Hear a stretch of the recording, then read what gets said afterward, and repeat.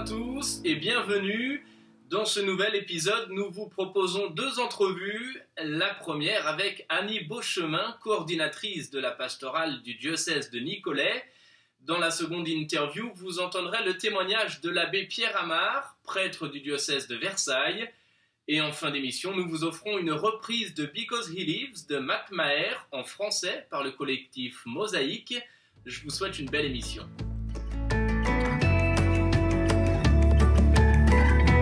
J'ai la joie d'avoir avec moi en ligne Annie Beauchemin. Bonjour. Bonjour.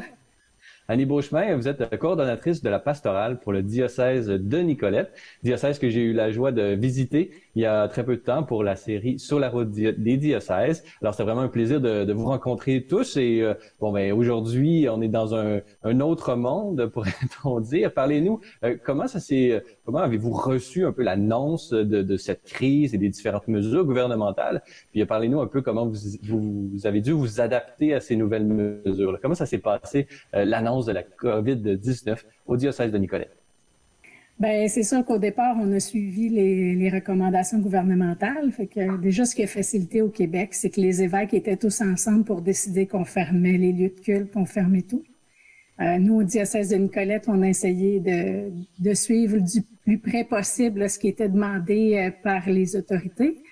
Bon, puis nous, on a mis rapidement en place un comité de gestion de crise. On a communiquer tout de suite aussi avec tous les prêtres qui sont en responsabilité de paroisse dans notre diocèse, pour s'assurer qu'ils suivaient les consignes aussi, puis pour mettre en place des appels conférences pour qu'on puisse être en contact là, plusieurs fois par semaine ensemble, pour suivre ensemble.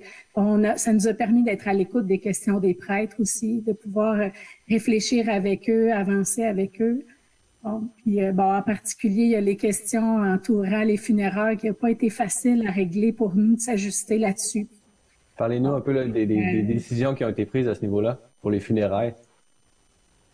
Ben, c'était pas simple, hein, parce que, le deuil des personnes, ça vient nous chercher, puis c'est surtout aussi de dire, nous, à l'église, on va arrêter de recevoir les familles, mais au salon, ils venaient nous demander quand même. Fait que là, les prêtres savaient plus trop où se placer là-dedans. Fait que, peu à peu, la population a arrêté de fréquenter, a reporté tout de toute façon. Fait que ça a simplifié les choses. Fait que c'est beaucoup, on a essayé de faire les choses ensemble. C'est sûr qu'il y a eu beaucoup de mises à pied aussi au diocèse de Nicolet. Ça fait partie du réel au niveau pastoral. Les prêtres ont regardé chacun dans leur milieu s'ils pouvaient maintenir les gens. Fait que nos agents de pastorale ont été mis à pied massivement, malheureusement. Mais c'est clair pour nous, dès que c'est fini, tout le monde revient. Là, c'est temporaire.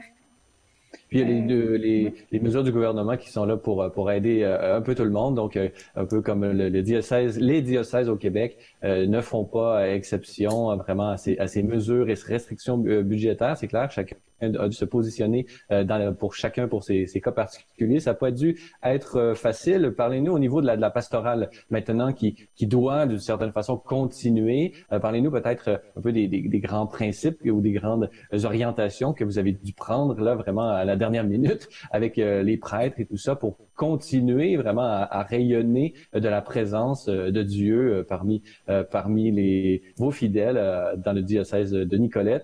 Et c'est ça, racontez-nous là un peu comment ça s'est passé tout ça. La première chose qu'on a demandé à nos pasteurs, c'est de prendre soin de leur monde, prendre soin de leur personnel, prendre soin aussi du peuple de Dieu qui leur est confié. C'est pas facile pour ceux qui ont en haut de 70 ans. Là. Il y en a qui en souffrent parce que ils doivent rester à l'intérieur et en même temps prendre soin du peuple qui leur est confié. Mais rapidement, ce que les pasteurs ont vu, c'est toute la mobilisation des gens de leur milieu. Comment il y a des groupes de prière qui se sont mis à appeler les paroissiens qu'ils connaissaient pour prendre leurs nouvelles. Il y a une paroisse où il y a un groupe là, qui prend soin des personnes seules quelques fois dans l'année.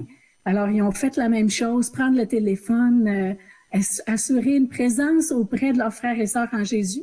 Alors ça, c'est vraiment là, comme le grand que les prêtres nous ont fait savoir que sur le terrain, il y a eu une mobilisation des baptisés. Nos 17 missionnaires de chez nous, ils se sont mis sur le téléphone pour s'assurer que personne n'était en souffrance chez lui. Bon, et avec aussi, la souffrance que ça génère de ne pas pouvoir être plus proche que ça.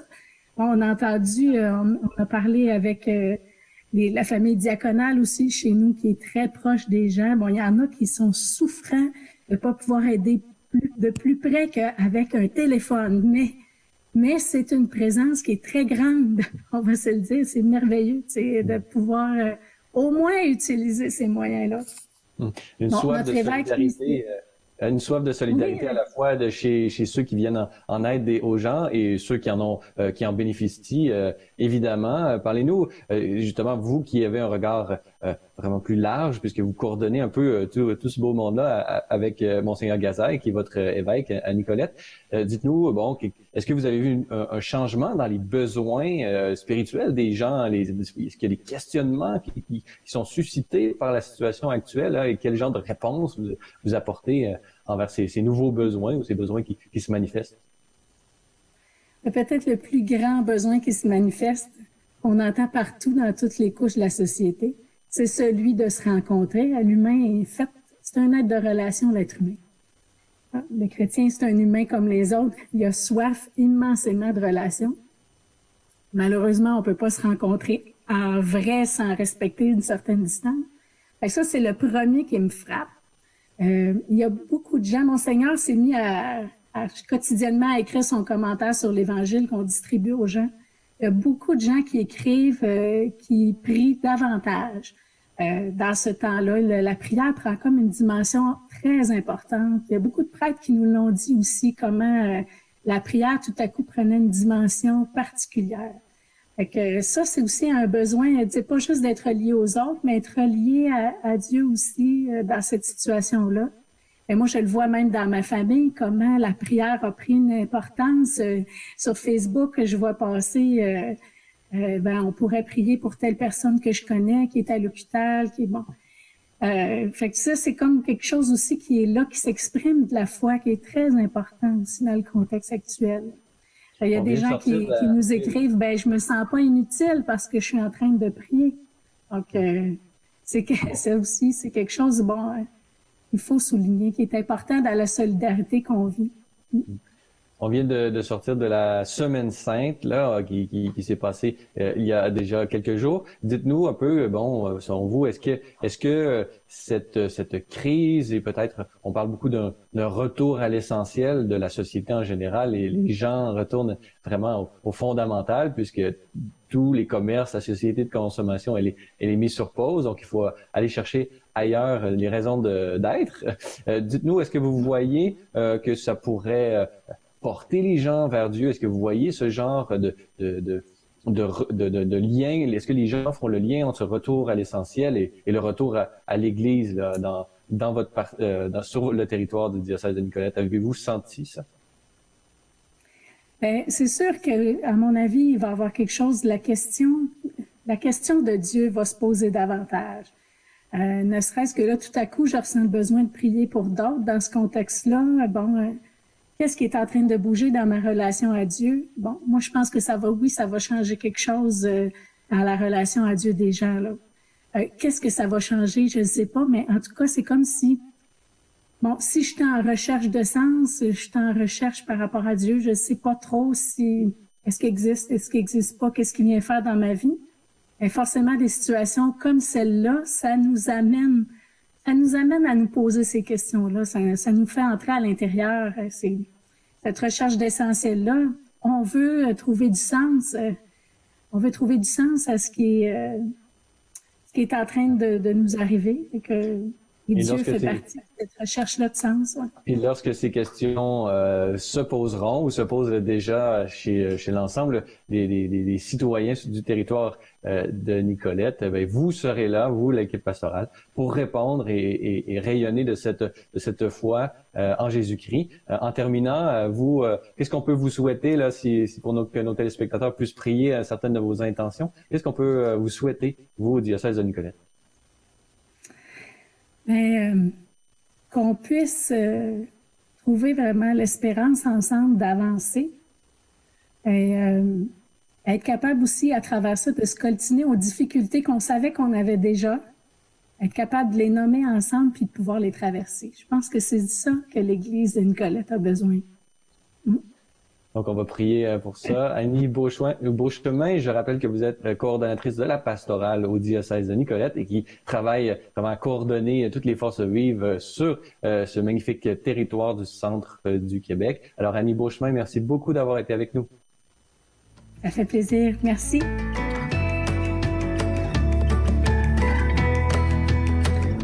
Bonjour, monsieur l'abbé Pierre Amar. Bonjour, Charles Le Bourgeois. Vous êtes prêtre du diocèse de Versailles. Et si j'ai eu envie de vous interroger aujourd'hui, c'est compte tenu évidemment de la crise sanitaire que le monde entier est en train de vivre, mais c'est aussi précisément compte tenu de votre expérience particulière. En 2018, il y a 2 ans, vous êtes tombé gravement malade. Pendant de longs mois, vous avez dû faire l'expérience de la solitude et de l'isolement. Aujourd'hui, à nouveau, vous êtes plongé, comme tout le monde, en confinement. Comment est-ce que vous vivez cette situation et comment allez-vous ?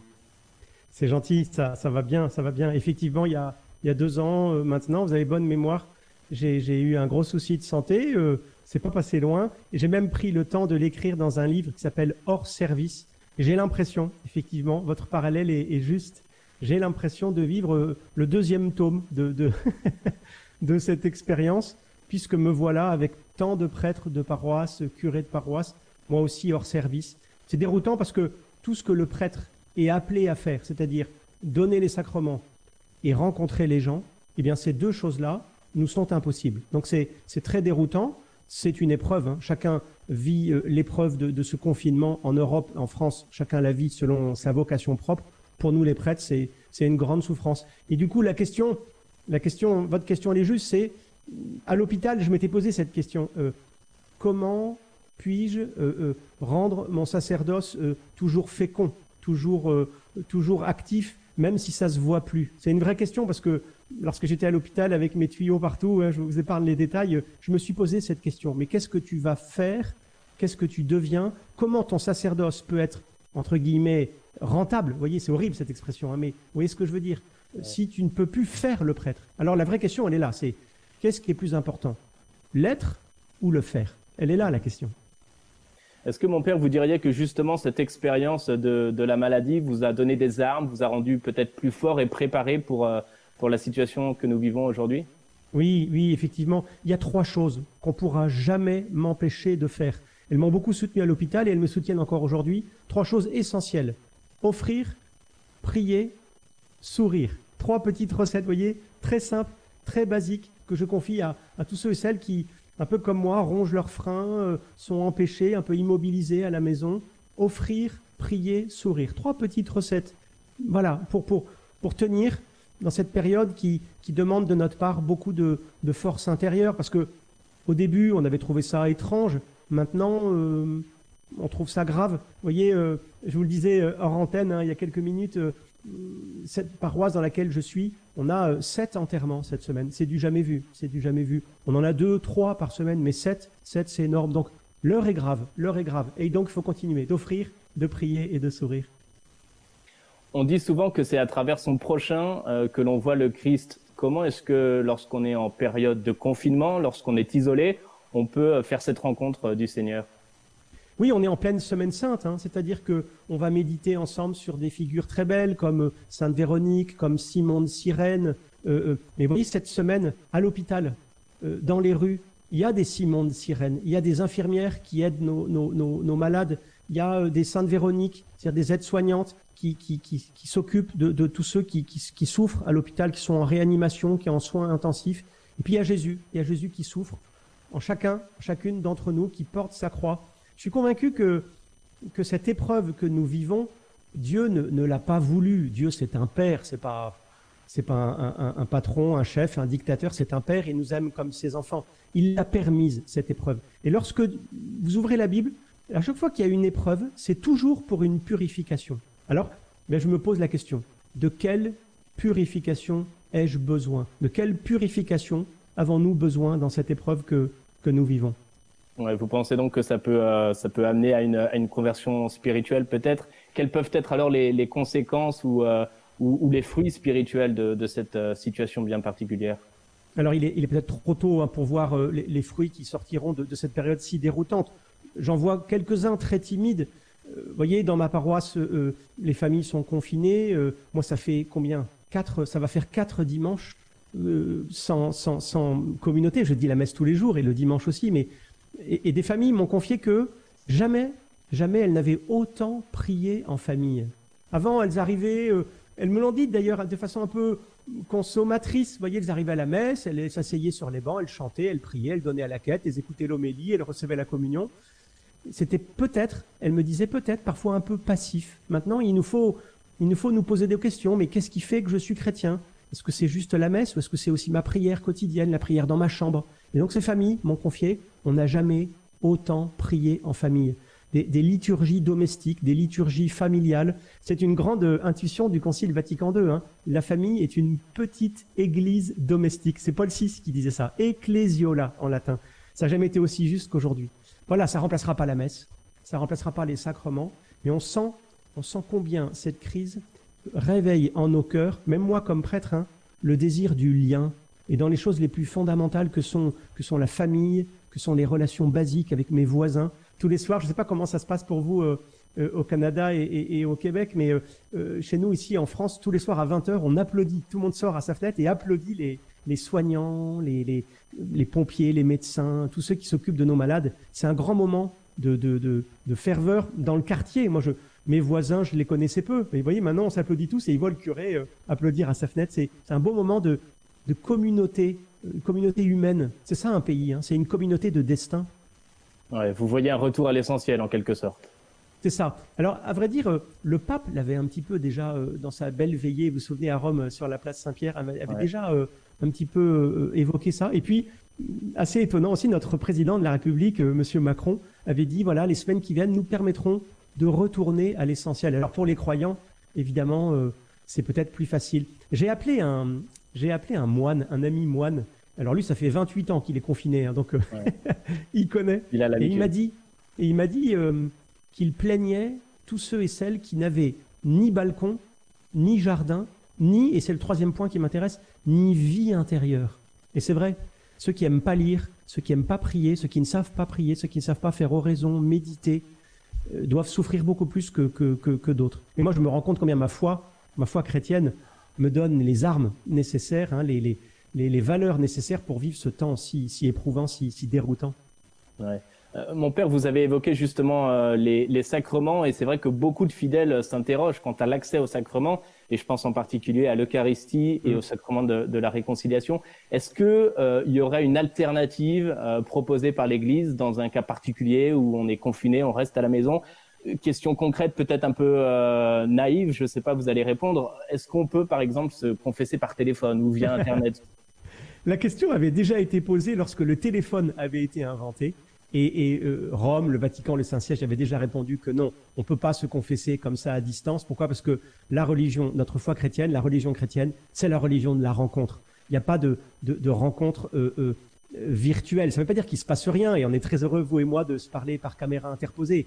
Mais c'est quand même mieux de se serrer la main et de boire une bonne bière ensemble, il n'y a pas de secret. Et donc, pas de sacrement, pas de baptême sans eau qui mouille, par exemple. Pas d'onction des malades sans huile sur le front.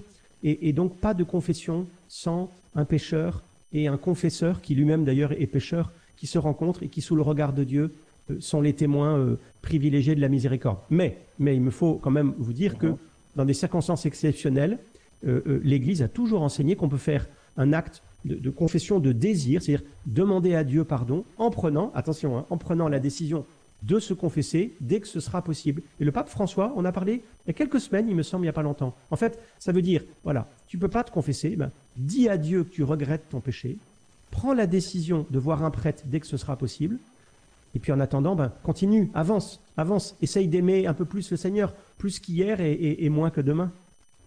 Et puis pour l'Eucharistie, pardon, oui, pour votre deuxième question sur l'autre sacrement, l'Eucharistie, évidemment, on peut regarder la messe à la télévision, sur Ciel et Lumière, par exemple, ou sur KTO, chez nous, en France.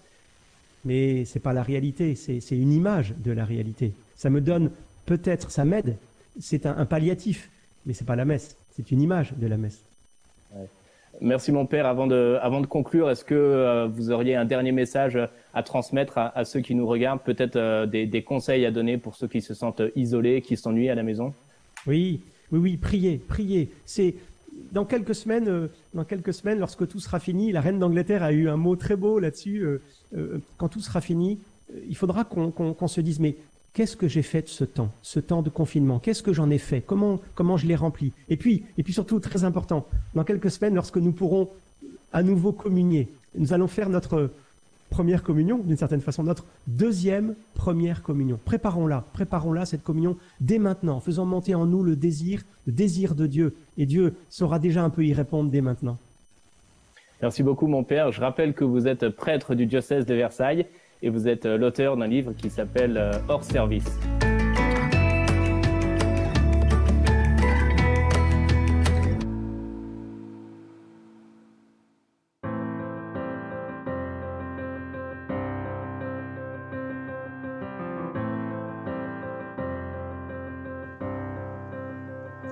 Je crois en Dieu le Fils, je crois au ressuscité. Je crois qu'il m'a donné la victoire par son sang. Amen, Amen. Je suis vivant parce qu'il vit. Amen, Amen. Que mon chant soit l'écho du cœur des cieux parce qu'il vit.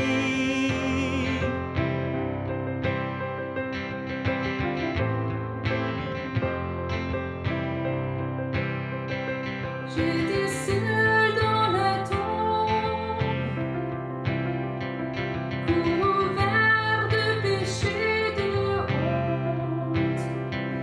Quand j'entendis la grâce m'appeler par mon nom. Amen, Amen. Je suis vivant parce qu'il vit. Amen, Amen. Que mon chant soit l'écho du cœur des cieux parce qu'il vit. Je n'ai rien à craindre parce qu'il vit. Je peux tout par lui. Je sais qu'il tient ma vie, mes jours entre ses mains. Amen, Amen. Je suis vivant parce qu'il vit. Amen, Amen. Que mon chant soit l'écho du cœur des cieux.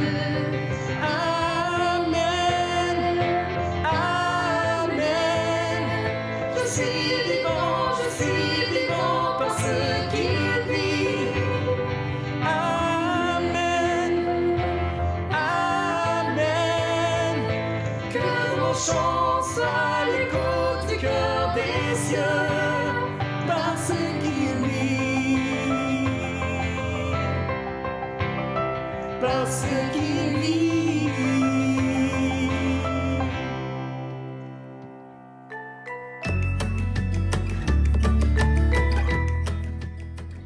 Voilà, c'est tout pour aujourd'hui. J'espère que cette émission vous a plu. Vous pouvez la retrouver sur notre site internet et sur notre page Facebook. Partagez-la et faites-nous part de vos commentaires. Rendez-vous très vite pour un prochain épisode. À bientôt.